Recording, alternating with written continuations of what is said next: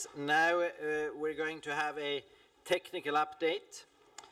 You're going to first get an update on what's in NM23, especially on the AOVIR and on the e-help desk from Juan, and then Idalina is going to continue a bit about talking about what's in the following releases, and after that it will be Jean-Pierre that will talk about the NM future architecture. After that we will then have a small wrap-up and conclusion before we end at 3 o'clock. But first, Juan Rodriguez, who is our expert and focal point for the NM service evolutions in the Network Operations Management Division. And he will be followed by Idalina Mendez Videra, who is then also the NM service evolutions expert and focal point, but in our strategical division. So, Juan. Thanks, Ken. Good afternoon, everybody. So, yes.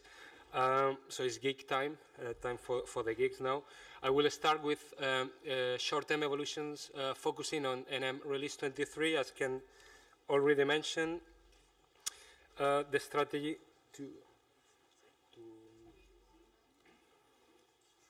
yeah, next one. All right. Okay. So that's the brief summary of the presentation. I will start with the strategy of the release, how we are going to tackle the next releases in the coming years in order to have the best deployment possible on our side, on your side, trying to stream those improvements into operations. Then I will crack on with the Release 23 Spring, which are the changes trying, it has been mentioned before, to mitigate possible problems that you will face during the next summer. And then Idalina will start presenting Release 24 and 25, and Jean-Pierre will present the footers. So, okay, let's start with that. Oops. No.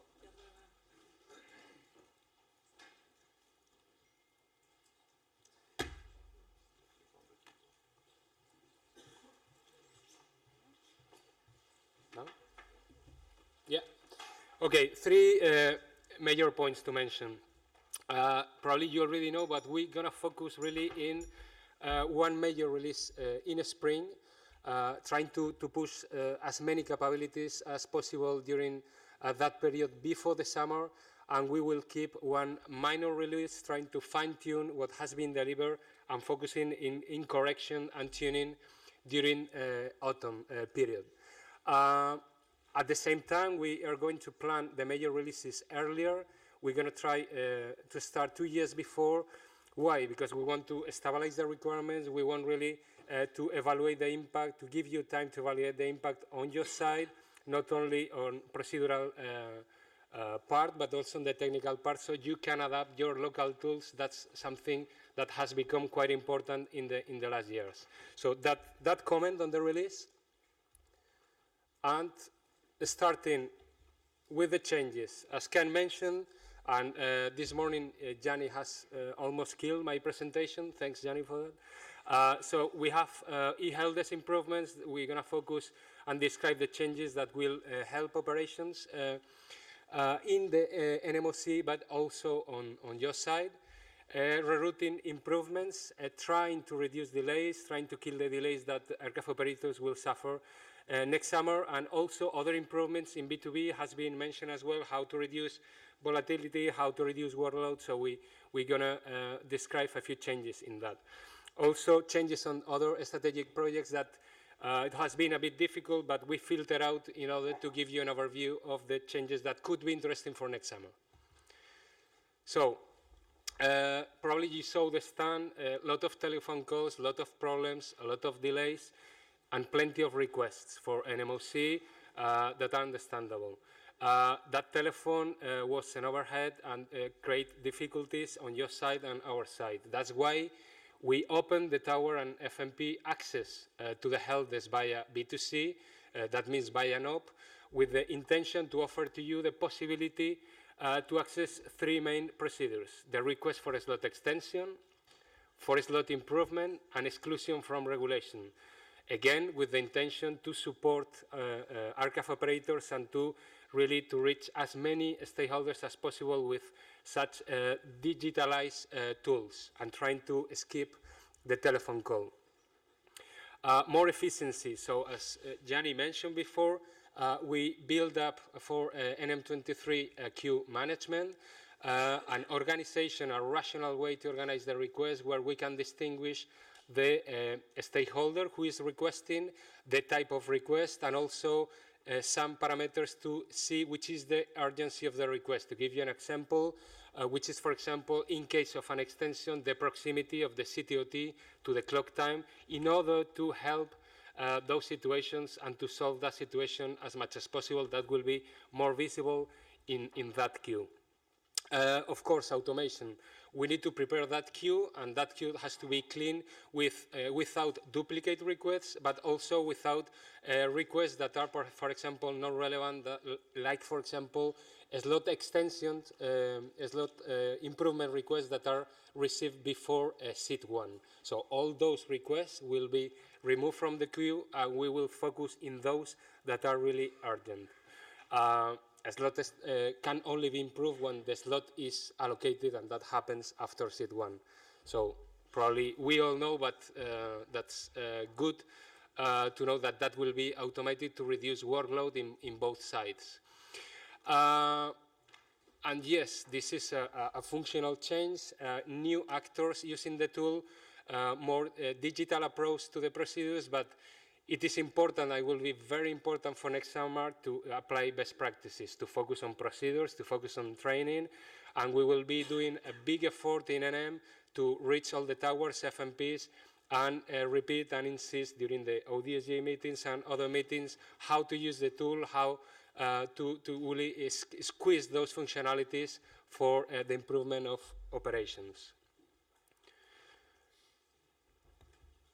Yes. Now, B2B is really an opportunity, and it's an opportunity to reduce the workload and to stream and to reduce fragmentation in your systems. This is why, at the same time, we open the accessibility to the knob for the FMPs to help aircraft operators. We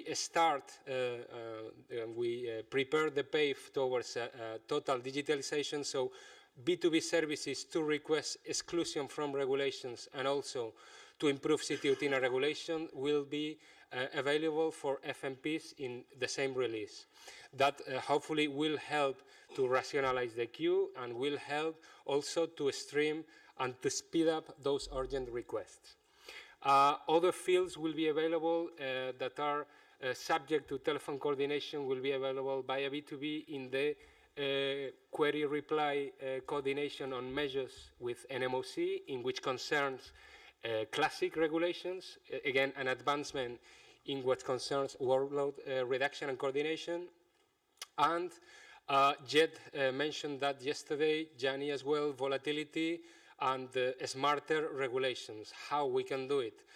Again, let's use technology and let's use best practices. What we offer is an increase of the number of slots in CMEX. CMEX that, of course, can be accessed via B2B in your local tools. So at the same time, you can reduce fragmentation, simulate the regulations, the deep rectifications, and then finally offer a proposal to NMOC for acceptance and for analysis. So that's really a very good way to try to limit the volatility in the network that has been mentioned this morning.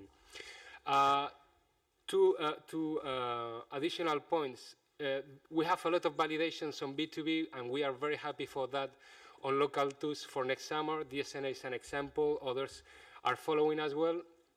And we are happy because you will start using RAD services. You're going to start likely using regulation proposals and simulations. But it has been, again, and I want to insist now, that the right services, putting the information in the network, showing the capacity, showing the traffic volume activation is something very useful, not only for you FMPs, for us, but for the aircraft operators. And so those right services will help other tools like the AOIR, for example, for the aircraft operators. So please use them as much as possible. Now, This is the result of a very nice collaboration that we are carrying out with Nick Rhodes, AOLC, and the AOG group in general, with flight planning team, Andy Bullen, a lot of people involved. So those requirements that I'm going to describe are the result of several working sessions during this year. And as a result, we have a product that will be offered during NM23, which tries to put together in a flight management concept all the impact that the flight can have during the pre-filing phase, meaning concretely getting the CTOT impact of a flight before this flight plan is filed, but also getting better and faster tools to get the impact of the CTOT when the flight is already filed. For that, we use as well changes to improve a little bit the usability that was not that optimal in the CHMI and NOP. So to give you an example, the way to avoid regulations in the past, and that is feedback that we got from the aircraft operators, was not straightforward. And we have implemented changes to stream that procedure and to help in that sense. Also, having in mind that we're going to have a quite high impact of restrictions and regulations during the summer, we're going to offer to you the possibility to understand which is the impact in terms of flight planning. So for that, we use risk indicators that like the last validity of block, and also the CTOT, trying to give you the mechanism to understand which are the risks that you can face either with a restriction, a flight plan restriction, or a regulation when you try to file or refile your flight plan. What else? Statistics, of course. We need to enrich the engine, and we realized that the engine that we had in the AOWIR missed a little bit statistical data on routes, a catalog that was used in the past. So the AOWIR tool has been really improved with a strong statistical catalog of routes to be used during those tactical updates of the route. Those changes are available via legacy systems, so NOP and CHMI, but it is expected to implement those changes in B2B services. I'm looking to my colleague of Rocket Route. I don't know if he's in the, no. So those are planned for 24.0. Again, and with that change, not only the capability, but integrating that in a very rational way in your own tools with your CFSPs will help definitely all the partners to face all the difficulties that you can have during the following summers. So this is about AOWIR, and then in which concern other projects like FFIs, perhaps important to mention the availability in FixM format of the flight planning area, including the AO trajectory and the GUF information, which paved the way for the total 4D trajectory. And the 4D trajectory also will be available via publish subscribe. Airports. There are several changes, perhaps important to stick to a couple of changes on airports that are trying to focus on consistency on the data and completeness of the data. I could perhaps mention the one that tries to impose as a mandatory field the SID information in the ATC DPI, which again will enrich the network with predictability, with more data and tactical data. Other tools as well to automate and to express the need of an extension from a CDM will be available via DPI. So here we are trying to automate, and that possibility for CDM towers will be available also via DPI message, so they can connect that extension request that will happen a lot via DPI to NMOC. And the last change on CDM airports that perhaps is interesting to mention is the fact that the TACT activation due to DPI-S will be fixed and integrated with the AOWIR and the load display, and as a result we're going to improve the picture on the load display that was not that accurate due to the processing of the DPI, but also at the same time the AOWARE tool that was blocked at the moment airport sent a DPIS sequence will not happen anymore, so aircraft operators will be able to use AOWARE after a DPIS is processed. That was a recurrent request of the aerospace operator community during the last years. Moving on to target times again, CTM, perhaps yo-yo flights, it has been mentioned, the technical enabler will be available in CHMI and NOP systems that will trigger the necessary procedure and coordination between the different actors. As far as I know, those procedures are now ongoing, being discussed, and are growing in the relevant coordination group. Target times, future concept. It will be possible, as from NM23, to include more information on the sequence, establishing limits to the target time of arrival. That's something that will be trial, and hopefully Idalina will explain more on that, will be deployed in the coming years. In which concern performance area, apart from all the work that Jed and his team is doing in identifying all the volatility root causes and also mitigations that can be applied to those problems, perhaps to mention better ways to measure ATFM delay, especially we are talking about interaction here between actors when airports and DPIs really interact with ATFM regulations. So there will be a more rational way, as from NM23, to allocate those delays, those ATFM delays, and the performance team will be trace and track those KPIs accordingly. Now, on the area of aerospace and flexible use of aerospace, on FU I will mention a couple of them only. Perhaps the possibility, and that's a functional improvement, to activate and to link CDR segments that are in the nearby area of the RSA, meaning that the activation or deactivation of the RSA will be associated, if needed, to nearby segments which are not necessarily inside the RSA. More automation as well to reduce the errors that could appear on the complex restrictions. So the enabling and disabling the restrictions will be really rationalized and straightforward compared with previous releases. Here we have one of the most important changes for the aircraft operator community and CFSPs on the airspace, which is the accessibility to the IRAC and the tape information in an early stage. So it will be possible for you, AO CFSPs, to access via legacy interfaces, AFPUV, and also B2B to the tapes, IRAC environment data in preparation in advance, so IRAC +1, IRAC +2, and also to the pre-validation tapes that could be in preparation phase by our colleagues of ADS domain. So that is really something that will help you to mitigate the possible impact of the projects, major projects on environment on your side. So that is really, I would say, a key implementation that is really relevant for next summer.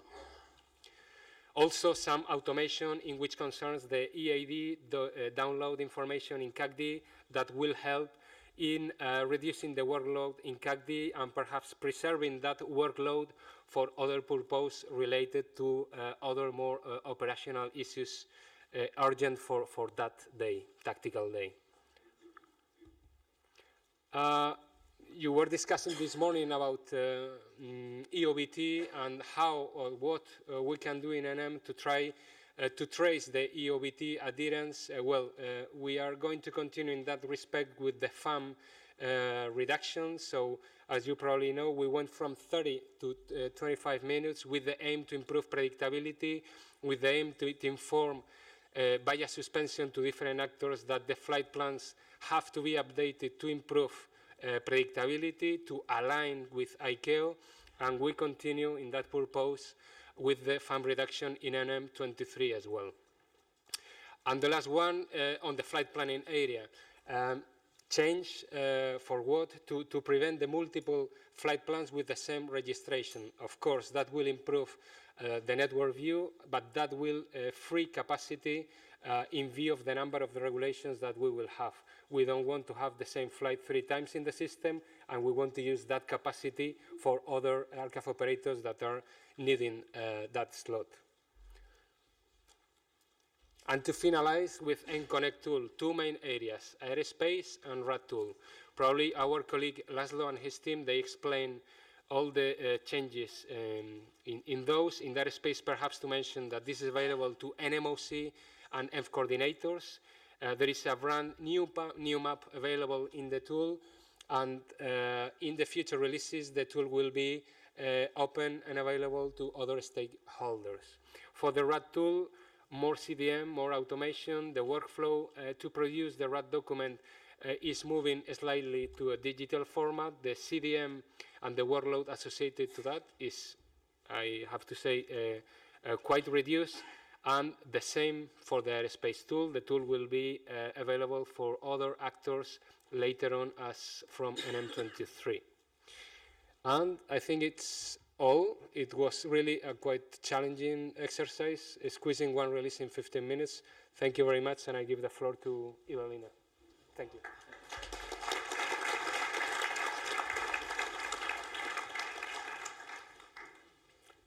Thank you, Juan. Good afternoon, everybody.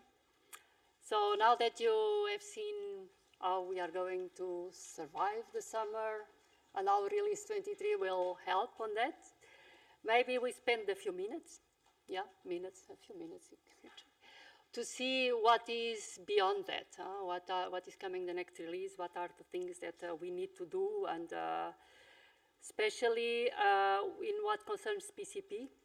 Maybe it's not a concern for you because it's 2022, but 2022 is tomorrow, so we have to get ready for it. So we have the AF3 and AF4 deadlines, which are 1st of January 2022. So just to remind you, AF3 is FUA and free route airspace, and AF4 is network collaborative management.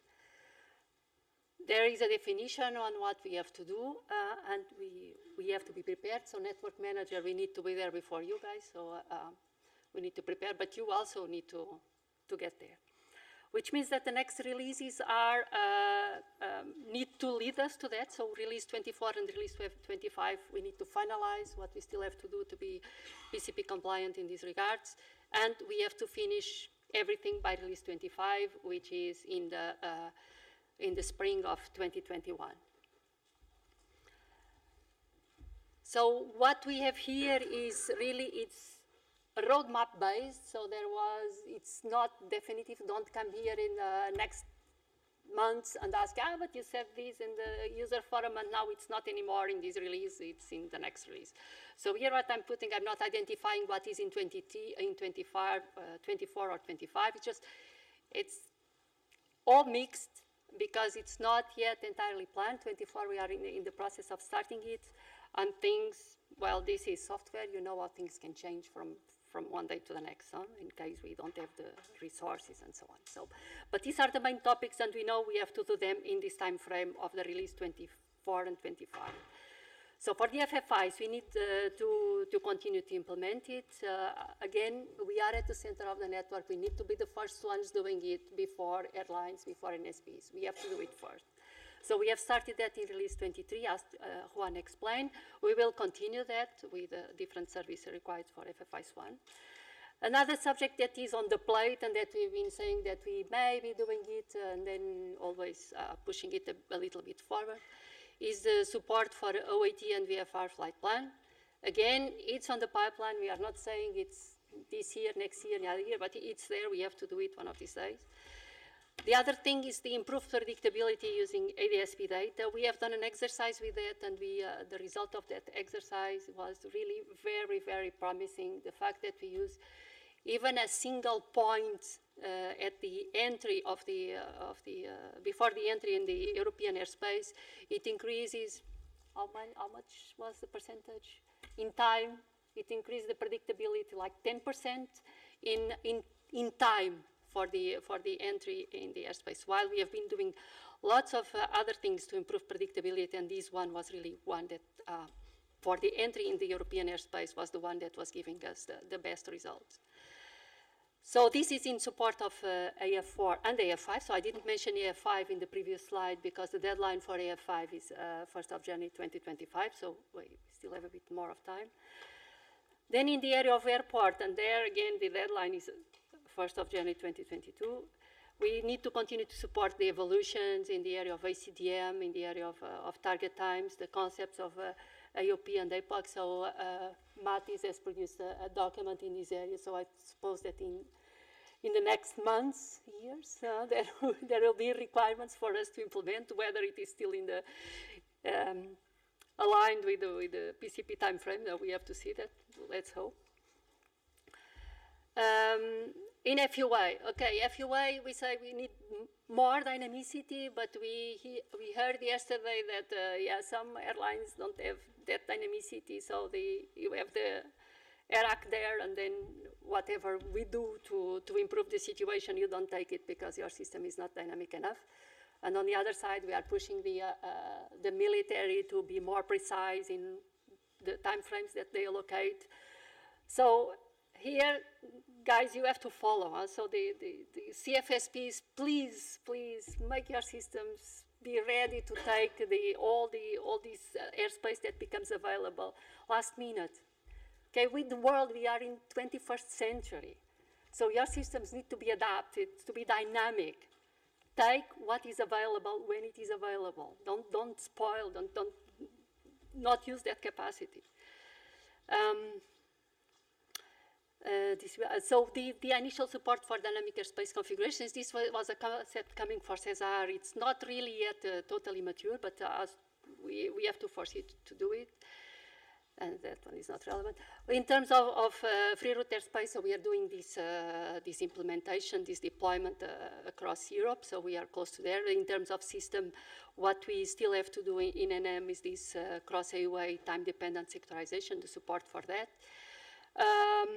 In terms of airspace evolution, so Juan already mentioned that we are doing the automatic or semi-automatic download of airspace from EAD, so we want to free the ops room to do more added value things. The data is in EAD. We need to inject it automatically in CACD. And to do that, one of the prerequisites is some evolutions in our airspace model to be more IXM 5.1 alignment. So this is, it's work in progress. We started this already some years ago, and we will continue because this is a large piece of work. In CTM, we have a lot to do in there. So one of the very important things is this network impact assessment. So we have already some capabilities for doing simulations. Now, I repeat the message, don't use ETFMS to do simulations online, do them offline, out of the ops system. We need to increase the support for that and for all actors. So the AOE for the aircraft operators, the CMEX, let's say, for the FMPs. We need to extend the capabilities so that everybody can use that and have the real network impact of the actions that they take before they take them. The capacity model, so maybe this is something, it's very, very high level thing. So do we need to change the way that we model the capacity? So for instance, is there a need to put the capacity intervals for less than 20 minutes? Let's see what we can do with that. Multi-actor coordination, so you heard about NConnect, so there is in preparation this new flow tool for the FMPs. We need to have this capability to coordinate between multiple actors supported by the tool. Assessment of interacting regulations. This is also a topic that is on the pipe since quite some time. So we have to avoid to use useless regulations or regulations that, if we put them, it will make other regulations worse. So the impacting regulations. So we need to have a kind of a massive regulation impact tool and see what are the optimum set of regulations to handle a particular scenario. Then in terms of UDPP, well, there are still some live trials that's going on, so maybe that will come with more requirements, but we know already for the slot swapping automation that we have to do that via B2B. And continuing on the B2B, one of the things that is promised, that we've been delayed, you know that we have the processing of flight planning all completely done via B2B, all the filing aspects, but in what concerns ATFCM slot messages, we did not yet implement all of the possible messages. So the AO, they cannot go completely B2B because this part is still missing. We plan to have that, and this one, the plan is really release 24, not 25. So we need to stick to this one. Publication of traffic volume profiles. And then the AOE, so what Juan was mentioning, we implemented this due to resource problems in 23. We only put that in the HMI. We did not have the resources to be able to do it in the B2B. I understand, and many people complain that this will be useful, is in the B2B because you need automation, so this will come. And then there will be a technical improvements as part of the NConnect. For the NConnect itself, so the two next things are the airline portal, so the tool for the airlines that will replace what we have in the CHMI today for airlines, the tool called Chiao, and what we have today in the NO portal. It includes the help desk, it includes maps for the AUP, which we don't have today. The other one is the flow tool, which is the replacement of the functionalities that are in the CHMI and in the NO portal. I forgot to put in there the help desk, so we've seen that the help desk is evolving to be not only an AO help desk, but an help desk to support all the actors in the network. So the tool for the FMPs will also have the help desk functionality. And this flow tool, and this is one of the things that is a bit delaying the functionalities of the CTM project, is because we were doing this migration. Some of the CTM functionalities can only arrive when we do this tool. So it's quite important that we will be on track on doing this tool. Other things will be the porting of the rest of the NO portal, the crisis management, and technically to port the BTB to the new platform. And then more long-term than 24, 25 are, well, we expect the requirements coming from all what is CESAR 2020. And then we have the next big thing, which is the new NM system architecture. Jean-Pierre is going to talk about it, something to start very soon. This is important, next line, uses technical component development of the NConnect program. So the NConnect, apart from the HMIs that you see, there is a lot behind, which is all the technical part and all the technical architecture that we have been developing in the last years. That it's not something to throw away, it's something to be used in the new system architecture. Of course, this new architecture will impact the developments that we are currently doing in our systems, and we still have these deadlines to comply. So during this year, what we intend to do is to do an integrated roadmap between what we have to do, regulatory strategic developments that we have to do, that we have commitments, and to integrate that with the roadmap for the new architecture. And from my side, that's all. I pass to Jean-Pierre for the new architecture. Thank you.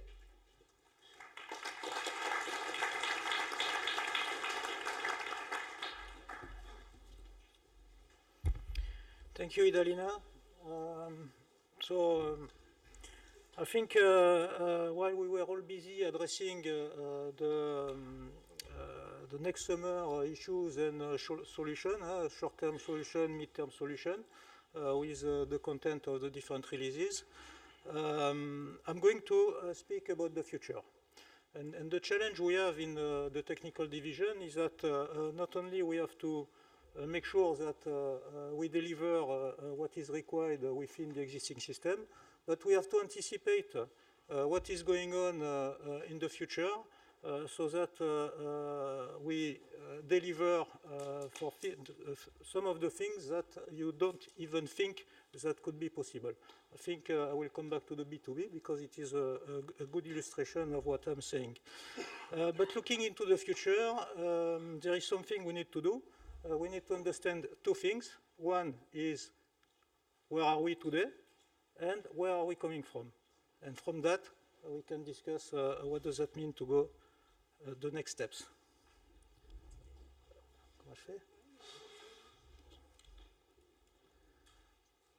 Technology spelling tricks, as usual. In fact, while we wait for the first slide, what I want to show you is the architecture of the NM system when we started our operation back in 1995. And what is important to understand is that an architecture is a reflection of a business need and an industry capability at a given time.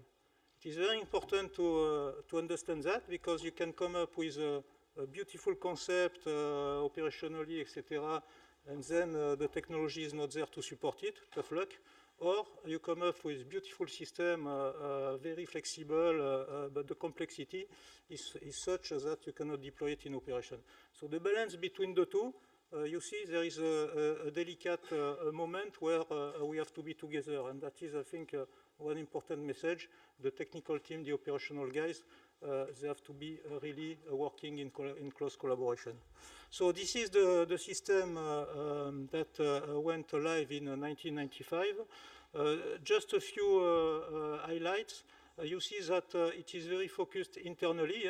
We started the operation building an ops room, so we had dedicated kind of a monolithic system to address our needs, flight, flow, and airspace. And the characteristic of this system is that there was very little interaction with the outside. Okay, we were connecting to the FTN network to get the flight messages, and we had some kind of basic remote terminal to start the dialogue with the flow managers at the time. This is what I would characterize as the ATC model. Not that the technology is still there, you may have evolved your technology from that time, but the characteristic is that the focus is internal. You are focusing on the controller working position mainly, so your system is really looking internally. For the network manager, in fact, we had to look and go beyond our ops room because we had the motivation to share as much information as possible, because the most information we make available to you, the better you understand what it is we are doing and the measures that you can take. So basically, this is the first phase of, I would call our digital transformation. It was to make use of, at the time, what was called the service-oriented architecture, and we kind of separated the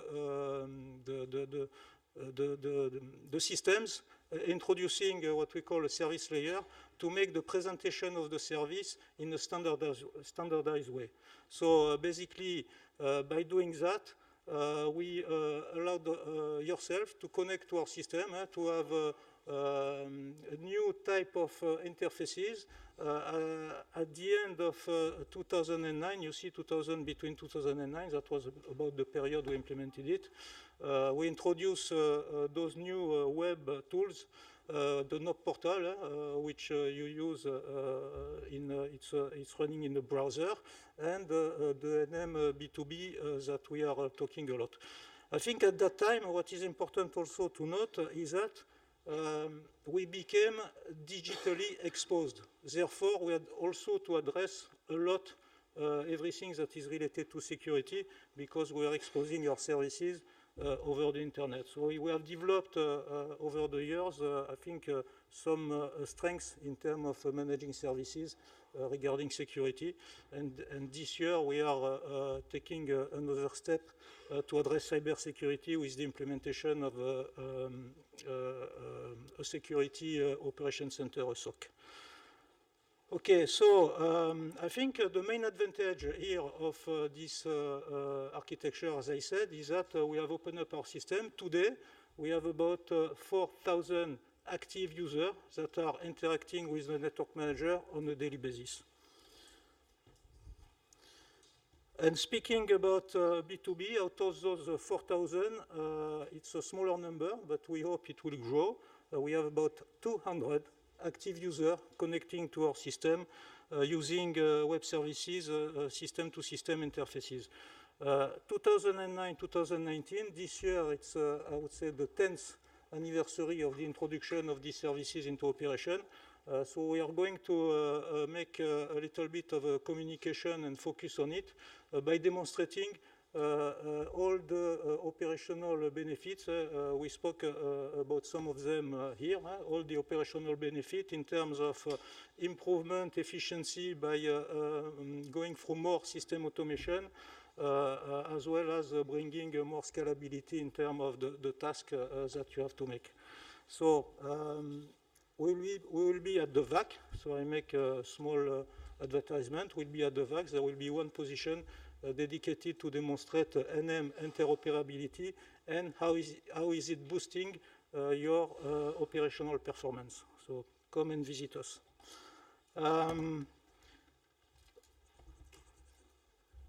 Now, if we look at the new architecture, so coming to it, what are the trends in the technology today?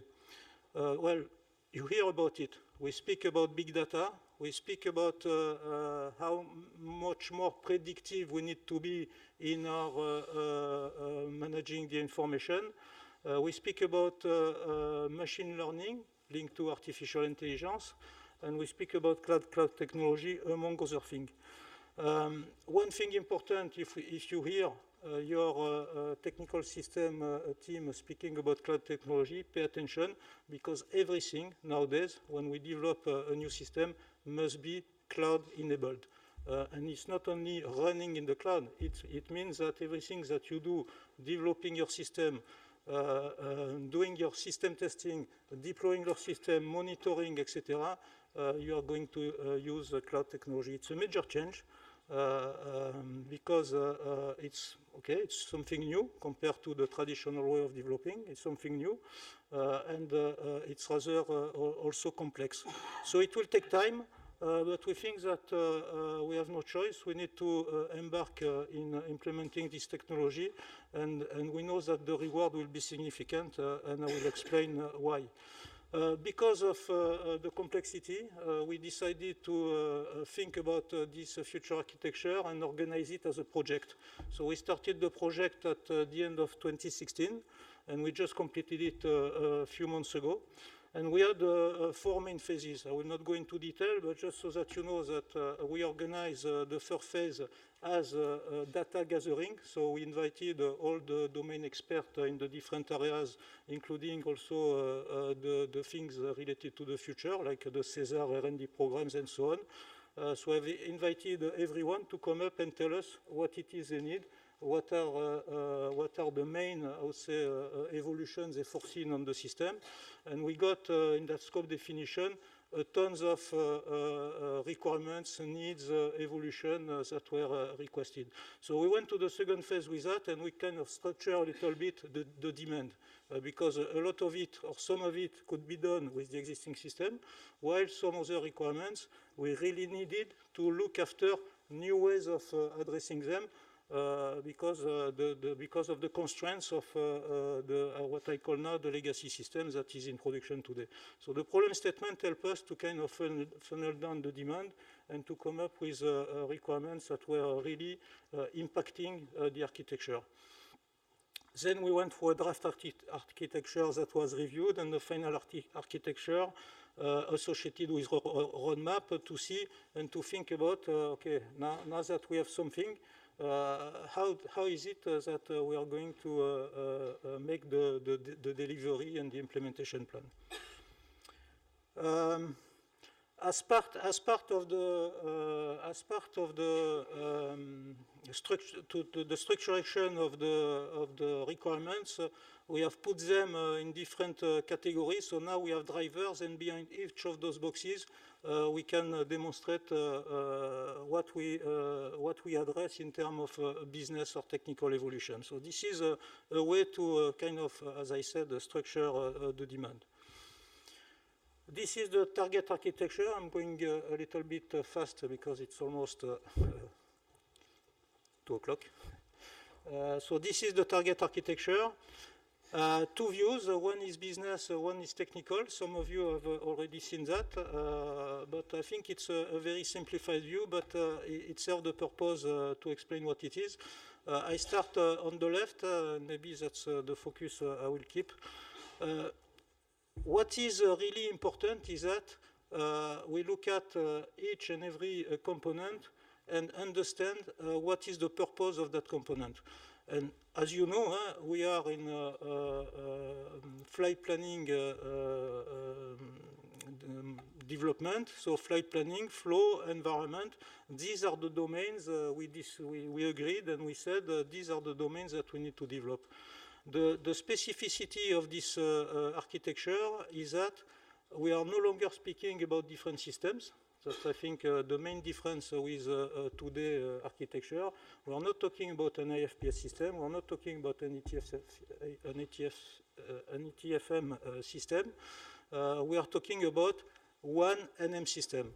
And the technology that we are going to use are going to kind of encapsulate the different applications with input-outputs, and we are going to deploy them in a way that is rather transparent, whether it is in our computer center here or in the cloud. That's why I said it is important to understand that we are cloud ready.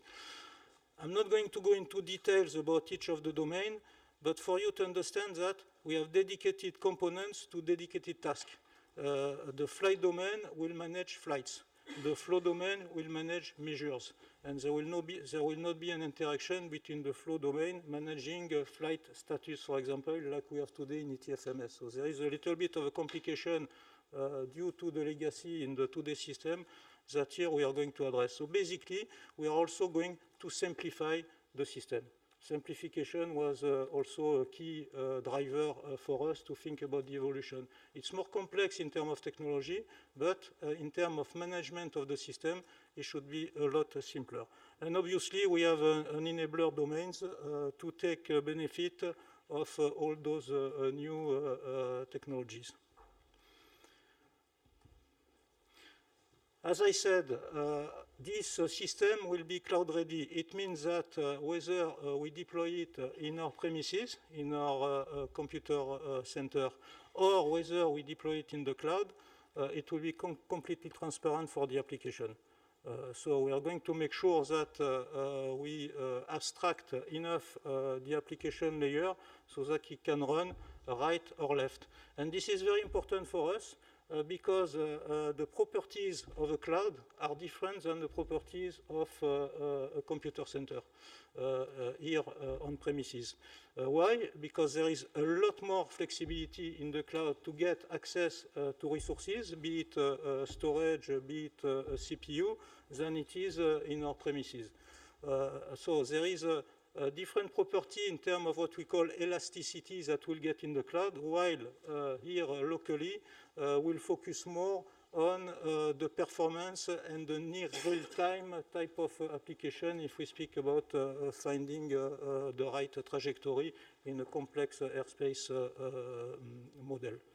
So that's I think the ambition is to be able to leverage both on the premises and on the cloud depending on the type of service that we want to deliver. More real-time will be on premises, and more type of things that you may need to know but not right at the second, then we run it in the cloud. So that's the initial view for the deployment. You know that we have 2 sites, so one in Arran, one in Bretigny, to run our application, Bretigny being a contingency site. And then we'll add that cloud for a different type of services. That's the first phase. The second phase, obviously, once we have learned and we are comfortable with running our application in the cloud for a lot of different reasons, in terms of security, performance, accessibility, and so on, then we'll think about having 2 clouds, and then we will not need to have 2 computer centers. So hopefully we'll make a savings there. So that's the target architecture. A few of the benefits that we think are relevant. It's not an exhaustive list, but we think it's very interesting to note that this new architecture is going to unleash new business capabilities. You see on the top 100% flight plan pass rate. Today, the fact is that we progressed from 97% to 98% recently, and one of the reasons we made that progress is first to work closely with our colleagues in Ops, but as well we started experimenting big data and machine learning algorithm. By doing some pilot on artificial intelligence, we were able to detect things that the flight operator could not detect because of the huge amount of information and the complexity of the information. So we have kind of highlighted a few examples, more than a few, that helped us to increase the pass rate. So this is very promising. Our goal is 100% flight plan pass rate. Doesn't mean that 100% will be successful, but they will pass automatically in the system. Okay, I'm not going to go through all the examples. I think one interesting is around the middle, integrated ASM, ATF, CM, ACDM process for an M in each customer. The fact is that today, things are not correlated. You know that on a daily basis, we give you the airspace usage plan, and then we update it. But the airspace usage plan gives you what are the constraints regarding the airspace usage. And then we have the daily plan in parallel to provide what will be the constraints in terms of the regulated traffic the next day. The two are not really correlated. I think here what is important is that we are going to provide a consolidated view. So that's, I think, very important. We are going to provide a lot more tools in terms of simulation. You'll be able to basically take a view of the operation context, the network context, put it in your own environment, make some simulation, and then kind of retrofit your changes into the operation via the network manager. So a lot of things that we think will be very interesting for opening those new possibilities. So a view on the roadmap. This is a draft. What we are saying is that we are not going to go from today's system to tomorrow's system in one shot. Why? Because you have seen, we have evolved from the 90s architecture to today by introducing this service-oriented architecture. The ambition is to do the same here. We are going progressively to integrate architectural components like big data, like a new algorithm, like machine learning, in parallel to the evolution of the existing system. So the objective here is not to wait like 5-6 years to get a new system, but progressively to integrate into the existing platform the new components, and starting next year. So for example, here we see that at the end of 2022, we hope to get the new flight manager. So you've seen all the components, flight, flow, airspace, and environment.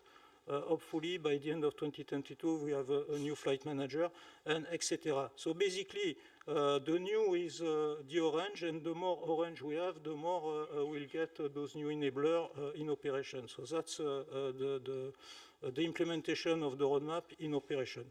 At the end of 2026, normally we are finished. So what happened between 2026 and 2029 is just that we have to roll out everything also up to you, and at the same time we have to decommission the old component or the old system. So that's basically the proposal. And I think that's, yes, that's the last slide. So what is very important to retain is that this is one NM system, a new NM system, data-driven because today there is a lot of data, a huge amount of data that we are not making use of in operation, when I mean operation, in a tactical operation, we use the data maybe post-ops, but not really to make decision making in real time. So this will be the main, I would say, change. Our system will be, as you may hear in the industry, ML, AI powered, machine learning, artificial intelligence power. This will have impact in a lot of different areas. If we speak about user intimacy, I think we are going to know the user better than we know now. We look at the behavior of the different users, and we'll anticipate what would be the next move. So that, I think, is something important. Informed decision making supported by intelligent algorithm, efficiency by moving through more system automation, increase of the predictability. Obviously, because we use standard interfaces, we are going also to address global ATFM, and the API economy is something that you hear a lot, and that reflects the NM B2B system exchanges that we propose today, and we want to go one step further. Modularity also is very important. That's what I said. You'll be able to kind of extract for your own needs a view of the NM operation, make your changes, and then retrofit that into the system. So basically, the new NM system will not only allow you to optimize the existing processes, but we are going also to enable the transformation of operational processes, and I think in a way that maybe we don't anticipate yet. The B2B, to come back to it, we released it in 2009. You see now that there is a growing interest because we want to go to the digitalization of our services and operation. It took about 2-3 years to realize it was there. So the first user in operation were around 2011, 2012. So that's, I think, the message. It is there, make use of it, and as soon as you have it, then you see things a lot better. Last word, it cannot be only a technical evolution. It has to be a technical evolution linked to an operational evolution. As I said, we need to make sure that the business need is aligned with the capabilities of the industry, and therefore we have to work together. Get closer to your IT teams in the different organizations, and that's what we are doing here with our operation as well. Thank you for your attention.